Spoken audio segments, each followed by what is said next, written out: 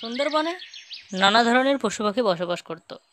আর কিছুদিন পরে বৃষ্টির মরশুম শুরু হবে। তাই টুনি একদিন একা একা বলে যে কিছুদিনের মধ্যেই বৃষ্টির সময় শুরু হয়ে যাবে। তারপর থেকে তো আর বাইরেও বেরোতে পারবো না। বাড়িতেও তো আর বেশি খাবার নেই। বাইরে থেকে গিয়ে আমাকে কিছু খাবার নিয়ে এনে রাখতে হবে। কি জানি বৃষ্টি কতদিন চলবে। তারপরে টুনি খাবার আনার জন্য বনে চলে যায়। বনের মধ্যে কিছু দূর এসেই টুনি লক্ষ্য করে যে একটা কলা গাছ থেকে কিছু পাকা কলা নিচে পড়ে গেছে। তাই টুনি বলে, বাহ, বনের এদিকে এসে তো আমার ভালোই হলো।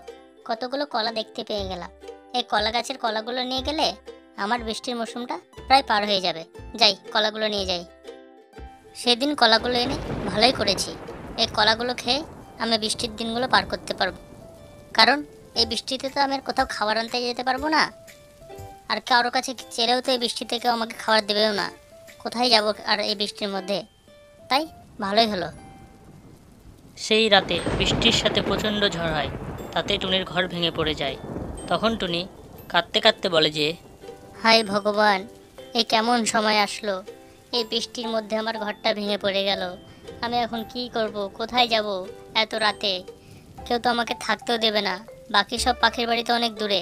পাশে তো কালুদার বাড়ি আছে। যাই, যদি কালুদা আমাকে একটু থাকতে দেয়। কালু দাদা, বাইরে তো অনেক ঝড় হচ্ছে। আর এই ঝড় বৃষ্টিতে আমার ঘর ভেঙে পড়ে গেছে। দয়া করে তুমি আমাকে তোমার বাড়িতে থাকতে দাও। যখন বৃষ্টি থেমে যাবে তখন আমি তোমার বাড়ি থেকে চলে যাব। এই কিছুদিনের জন্য আমাকে থাকতে দাও। আরে না না, আমি তোমাকে থাকতে দিতে পারবো না টুনি। তুমি এখান থেকে চলে যাও। এটা আমার ঘর। তুমি কোথায় যাবে কি যাবে না তা দেখে আমার লাভ নেই। চলে যাও এখান থেকে। আরে কালুদা, একটু বোঝার চেষ্টা করো। এই বৃষ্টিতে আমি কোথায় যাব?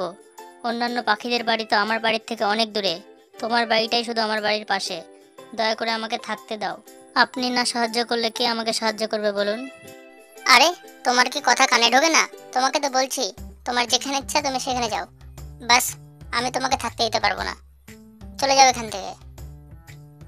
তারপরে টুনি একটি গাছের গর্ততে থেকে বৃষ্টির দিনগুলোকে পার করে।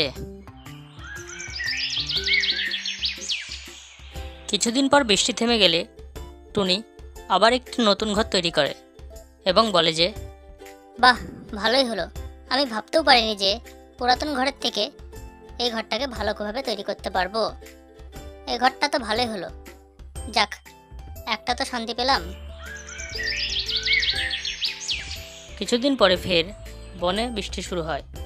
আর যেই বৃষ্টিতে এবার টুনির ঘর না, এবার প্রচণ্ড ঝড়ে কাকের ঘরটা ভেঙে যায়। তখন কালো কাক কাঁদতে কাঁদতে বলে যে হাই ভগবান, এ কি হলো? এই অকাল ঝড়ে তো আমার ঘর ভেঙে পড়ে গেল। এখন আমি কোথায় থাকবো? এই বৃষ্টির মধ্যে আমি কোথায় যাব? সেদিন টুনিকে তো অপমান করে তাকে তাড়িয়ে দিলাম। তার বাড়িতে তো যেতে পারবো না। কি যে করি! যাই, একবার টুনিকে বলে দেখি সে যদি থাকতে দেয়। টুনি বোন, আমাকে ক্ষমা করে দাও। সেদিন তোমার সাথে ওরকমটা করা আমার ঠিক হয়নি। ঝড়ে আমার ঘর ভেঙে পড়ে গেছে। দয়া করে তোমার বাড়িতে আমাকে থাকতে দাও টুনি। থাকতে দাও আমাকে। ঠিক আছে কালু দাদা, তোমার যতদিন ইচ্ছে ততদিন আমার বাড়িতে থাকো। শুধু একটা কথা মনে রাখো যে কখনো কেউ বিপদে পড়লে তাকে সাহায্য যেন একটু করো। কারণ সবারই সাহায্যের দরকার হয়। বন্ধুরা, এই গল্প থেকে আমরা বুঝতে পারি যে অন্যের বিপদে তাকে সাহায্য করতে হয়, তাহলে নিজের বিপদেও তাকে পাশে পাওয়া যায়।